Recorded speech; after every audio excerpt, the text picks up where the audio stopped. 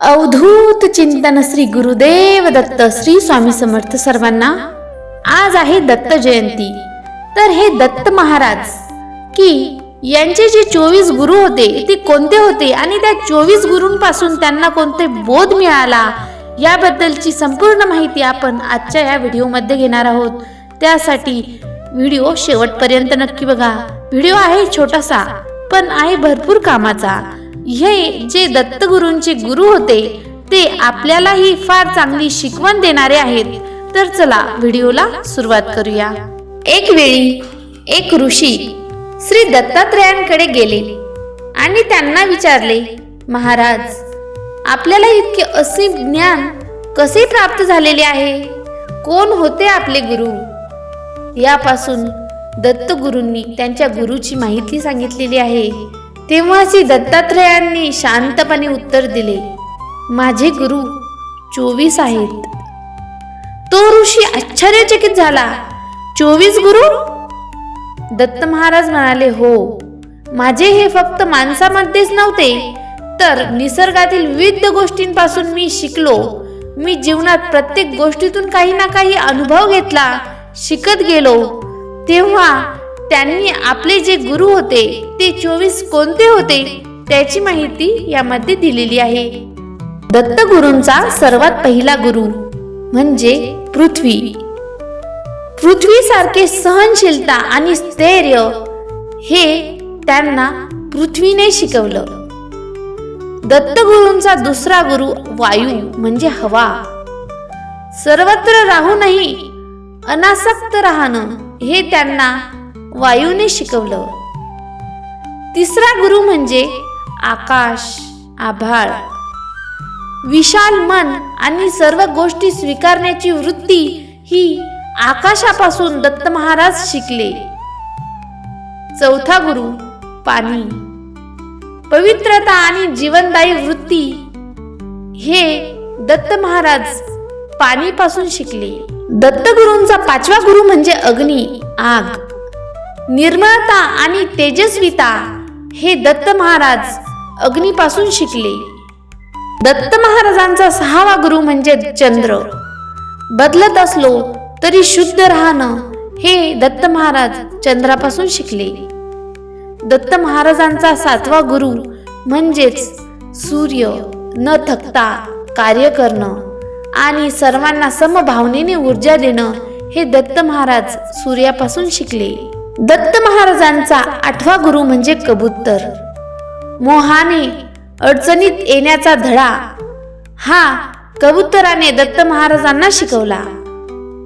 तर दत्त महाराजांचा नववा गुरु म्हणजेच पायांना धरून बसलेला अजगर। शांत राहून मिळालेले स्वीकारणं हे दत्त महाराज अजगरापासून शिकले। तर दत्त महाराजांचा 10वा गुरु म्हणजे समुद्र। गंभीर आणि खोल वृत्ती असणे हे दत्त महाराज समुद्रापासून शिकले। दत्त महाराजांचा 11वा गुरु म्हणजे पतंगा म्हणजे कीटक। आकर्षणामुळे विनाश होतो हे दत्त महाराज कीटकापासून शिकले। दत्त महाराजांचा 12वा गुरु म्हणजे मधमाशी। गरजेपेक्षा जास्त साठवण टाळावी हे दत्त महाराज मधमाशांकडून शिकले। तर दत्त महाराजांचा 13वा गुरु म्हणजेच हिरण। लुभावणाऱ्या गोष्टींमुळे लक्ष विचलित होते हे दत्त महाराज हरिणाकडून शिकले। दत्त महाराजांचा 14वा गुरु म्हणजे मीन। मीन म्हणजे मासा। लोभामुळे धोका ओढावतो हे दत्त महाराज माशाकडून शिकले। दत्त महाराजांचा 15वा गुरु म्हणजे पिंगळा, वेश्या। आशा सोडली की शांतता येते हे दत्त महाराज पिंगळ्याकडून शिकले। दत्त महाराजांचा 16वा गुरु म्हणजे गरुड। एकटे राहूनही स्वावलंबी जीवन जगावं हे दत्त महाराज गरुडाकडून शिकले। दत्त महाराजांचा 17वा गुरु म्हणजे बालक।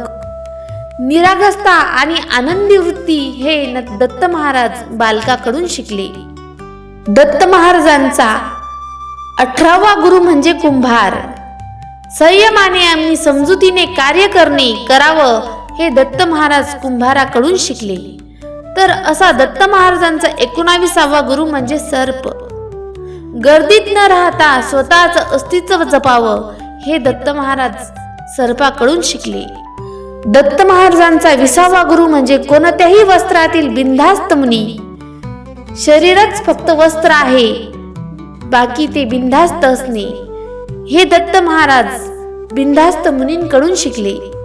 दत्त महाराजांचा 21वा गुरु म्हणजे कोळी, कोंबडी विनवणारा. तर हा कोळी प्रयत्नांनी ध्येय साध्य होते हे दत्त महाराज कोळ्याकडून शिकले. दत्त महाराजांचा 22वा गुरु म्हणजे भृंगी, कीटक जो इतर कीटकांना डंख देऊन बदलतो, सतत चिंतनाने परिवर्तित होतो हे दत्त महाराज भृंगीकडून शिकले. दत्त महाराजांचा 23वा गुरु म्हणजे पाणी वाहून नेणारा हत्ती. आपल्याच सामर्थ्याचा गर्व न करावा हे दत्त महाराज हत्तीकडून शिकले.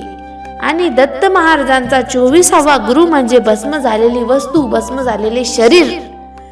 तर शरीर हे नश्वर आहे, पण याचा जो आत्मा आहे तो अमर आहे हे दत्त महाराज भस्म झालेल्या वस्तूंकडून, भस्म झालेल्या शरीराकडून शिकले. तर मित्रमैत्रिणींनो, असे होते हे दत्त महाराजांचे 24 गुरु. पृथ्वी, वायू, आकाश, पाणी, अग्नी, चंद्र, सूर्य, कबूतर आणि अजगर, समुद्र, पतंगा, मधमाशी, हिरण, मासे, वेश्या, गरुड, बालक, कुंभार, सर्प, बिनधास्त मुनी, कोळी, भृंगी, हत्ती आणि भस्म झालेले शव असे होते दत्त महाराजांचे हे 24 गुरु. तर दत्त महाराज जे या 24 गुरूंकडनं शिकले तेही आपण शिकूयात आणि यांच्या चांगल्या गोष्टी अंमलात आणूयात. अवधूत चिंतन श्री गुरुदेव दत्त. दिगंबरा दिगंबरा श्री पादवल्लभ दिगंबरा. धन्यवाद.